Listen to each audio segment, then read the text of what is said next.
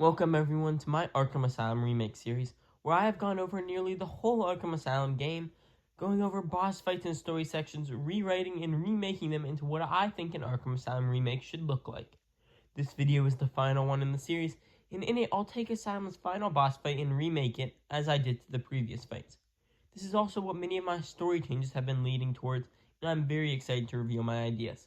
There will be spoilers for the final boss fight, obviously. And with that out of the way, we can begin this final episode in the series. Joker's party itself is a pretty cool scene. The thug looking for your name on the party list, all the enemies clapping as you enter the room, Joker pulling the TV off its head. It's all well done, but the actual confrontation part, well, it isn't. The first mistake here is that the game decides to throw another Titan boss fight at you.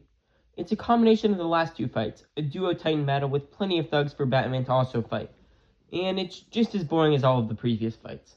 And there's really no reason for it to be here. No one wants another Titan fight, especially not so close to the real final fight. So instead of attempting to fix this fight, it's getting completely cut. After the fight, there's this cutscene where Joker fires a Titan injection at Gordon, but Batman jumps in front of the detective and saves him. The Titan means to take effect, but Batman refuses to transform, defying Joker's plan. Enraged by this, Joker claims that he has nothing to live for. So he places the gun in his mouth and pulls the trigger, becoming Titan Joker. The issue with this part is that this just doesn't seem right. When would Joker ever admit he had lost? When would he ever give up hope of beating Batman? He wouldn't. He would continue scheming, pretending like everything was still going to plan until it all collapsed around him. This cutscene gets all of that wrong, but it's a minor detail compared to the horrific mess that's coming.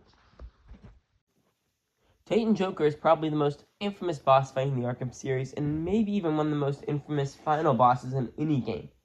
And that's all because of how badly the game manages to mess this fight up. There's no boss battle. Instead, it's just a normal free-flow combat section with a bunch of thugs, with a small dodging minigame in between fights. Incredibly anticlimactic and boring. Once again, this is something that needs to be completely cut from the game and replaced with something climactic and exciting that still fits into Asylum's story. Unfortunately, I couldn't find anything I loved with the current story, so that's why I wrote certain sections, adding in smaller details to help create a final confrontation that didn't just work gameplay-wise, but also story-wise. So now, I will start back at the beginning of the cutscene and work forwards with my new concept. When you enter into the party, Joker is sitting on his throne with the Titan gun. Batman walks towards him, but before he can get too close, Joker reveals Gordon, chained up and hanging in the corner of the room. Joker aims his gun and tells Batman that if he takes another step, Gordon will join his army. Batman freezes, but at the same time reaches to grab a hidden batarang. Joker, seeing this, tells Batman nice try and fires the injection at Gordon. Batman jumps in front of it like in the original game, getting injected with Titan. Joker laughs, telling Batman he's too predictable. The screen would start to flicker black as Batman struggles to stay conscious. Joker walks over and kneels by him. He tells him that his original plan was to have an army of Titans storm Gotham, but there was no punchline to it. Instead, he'll have an army of Titans destroy Gotham, led by the hero who swore to always protect it. Batman tells him he'll never help him, no matter what. Joker, however, just starts laughing again, telling Batman that everyone has a dark side, and that he'll find that out soon enough. The screen fades to black. The next section shows several scenes from this game where Batman is fighting villains. However, they're different. There's the scene from the beginning where Joker dares you to kill him, except now you actually do it, throwing a batarang. Then you're fighting Bane, but when you jump on his back, you spray it with explosive gel, then jump away, blowing him up. Then you're fighting Harley Quinn and grabbing her hammer, then shattering her skull with it. Then it's Scarecrow and he's stabbed with a batarang. Then it's Poison Ivy whose neck is snapped. Batman looks up after this one, and we see his suit is pitch black and made of shadows. The scene explodes in a burst of darkness, revealing the real Batman. A voice booms out from the darkness, asking Batman if he saw his victories. The voice tells Batman that by showing mercy, he shows weakness and allows monsters to rise. A figure emerges from the darkness. A Batman clone, but built completely of shadows. He declares that once he has defeated you, he will purify the city once and for all. This is, of course, the Shadow Knight. He's the part of Batman brought out by the new Titan serum because, as I mentioned in an earlier video, it has been modified to bring out the worst in someone. and the violent, killing part of Batman is the worst in him. The Shadow Knight would be a two-phase boss battle. The first phase is based around free-flow combat. The Shadow Knight has the same moveset as you do, including all of the gadgets. It would be a very fast-paced fight, relying on lots of counters and attacking small openings. He would also be able to jump over your head and attack, which is uncounterable, and you'll have to dodge when he tries to jump over you. He can also stun you and perform a beatdown. To avoid the beatdown, jump over him when he's grabbing his cape. Or once you're in the beatdown, you'll have a chance to counter after a few strikes. Of course, he'll also be able to counter you, and unlike some of the other bosses, he would do it quite often. And like I mentioned earlier, he has all of your quickfire gadgets, and each one has a specific way you can counter it. The battering can be knocked out of the air with your own quickfire battering. The bat claw you could sidestep, then by pressing X you can grab on his bat claw and pull him forward to deliver a bat claw strike. The quickfire line launcher, which creates a tightrope, could also be taken out with a battering. And while you can't counter the explosive gel directly, him placing it gives an opportunity for you to rush forward and stun him with your cape and perform a beatdown. However, he would be able to do the same things back to you if you attempt a quickfire gadget in the middle of the fight, so be careful when using them. Finally, he would be able to perform a takedown like you if he lands enough hits without you striking back.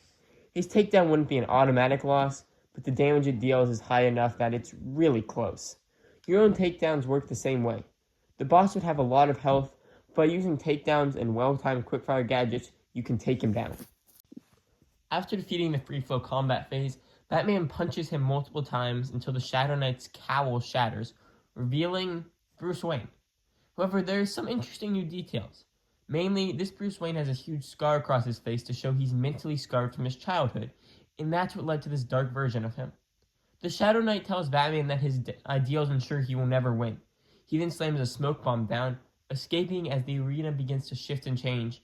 Before long, it has changed into a room with gargoyles, grates, and walkways. The second phase of the fight begins, the Predator fight. The key here is that at the same time you're hunting the Shadow Knight, he's hunting you. Just like in the free flow section, his moveset is pretty much the same as yours. He also has detective vision, which can complicate the fight initially. His isn't as powerful as yours is. It will let him track you, but he won't be able to get a certain lockdown, more of a specific area that he'll then go search. You can also use your decoder to hack into his detective vision. This offers two options. You can choose to disable his detective mode, or you can choose to track it. While there might not seem like an incentive to track him when you have your own detective vision, you need to remember he'll be able to hack and disable your detective vision if you're not careful. The ability to track him would be an extra option for players to manipulate. He would spend a lot of the early fight perched on guardrails and looking with detective vision, then gliding towards you or dropping down and hunting you on foot. As time goes on, he would start using grates more. Since he can't use gadgets when in grates, this would be a good time to glide across the arena and set yourself up for takedowns. If he does notice you gliding or swinging to a gargoyle, he would use a battering to knock you from the air, then do a ground takedown that, like his combat takedowns, would deal a ridiculous amount of damage. He would also try and sneak around you to perform silent takedowns. You can use all of the same tricks, however, if you notice him moving around. You could also use explosive gel if you land on a gargoyle. Then, if you see the knight land on that gargoyle, you could set off the gel, which would destroy the gargoyle, but also stun the Shadow Knight and allow for a takedown. And finally, the Shadow Knight would be able to use the voice synthesizer to synthesize your own voice, creating fake internal narration to confuse you and lead you into traps. After enough takedowns, you'd be able to defeat the Shadow Knight. This would cause a cutscene where you grab him and press a battering to his throat. He laughs and tells you to prove him wrong once and for all. A button appears labeled "Kill Him" with a question mark. If you click the button, Batman draws the battering across his throat and he explodes in a wave of shadows, then slams into you, pouring into your body. Then there's a death screen with the advice, what would Batman do? If you don't press the button, the knight would yell at you to finish it. If you ignore him again, he'll collapse into the ground and the whole arena will fade away. Honestly, I was happy to end this here. But then I started another playthrough of Arkham City and I realized something. Joker's Titan injection is a vital part of the story for that game, which means that for the next Arkham games to make sense, Titan Joker must appear in some form or another. Unfortunately, I couldn't think of a non-boss fight encounter here that wasn't anticlimactic. On the other hand, though, I really didn't want to just add a Titan Joker boss fight after I'd spent so long imagining the Shadow Knight fight. So what I came up with, and what I'll go over next, is a compromise that tries to keep the ending climactic while not overshadowing my previous ideas. As the Shadow Knight arena fades away, Batman rises from the ground. Joker, who has been watching you fight a hallucination the whole time, yells at Batman to transform. Batman simply turns towards him and tells him it's over. Joker just laughs and says all Batman needs is a bit of extra motivation. He grabs the gun and presses it into his mouth, then pulls the trigger. He laughs as he transforms, his voice becoming more and more unhinged as time goes on. When he's fully transformed, he asks Batman how he'll be able to stop Joker if he could barely stop his own nightmares. He then swings his clawed hand, and Batman grabs it, arms swelling to grab Joker's. The Titan transformation begins, and instead of just transforming into a huge buff version, Batman grows much taller, staying mostly the same proportion-wise, just larger. He begins to crush Joker's hand while raising his fist up. Joker tells you to embrace your new self and kill him. You look him in the eyes and tell him no, then slam your enhanced fist into his face, sending his whole body flying. He uses his hands to ram into the ground and stabilize himself. Then he starts laughing like crazy while saying, "This will be fun." The new Titan Joker boss wouldn't be as much of a fight as it would be a beatdown. Now that you're both Titans, Joker's attack coming like regular ones, easily counterable. Obviously your gadgets wouldn't work now that you're a Titan, so you'll have some interesting replacements.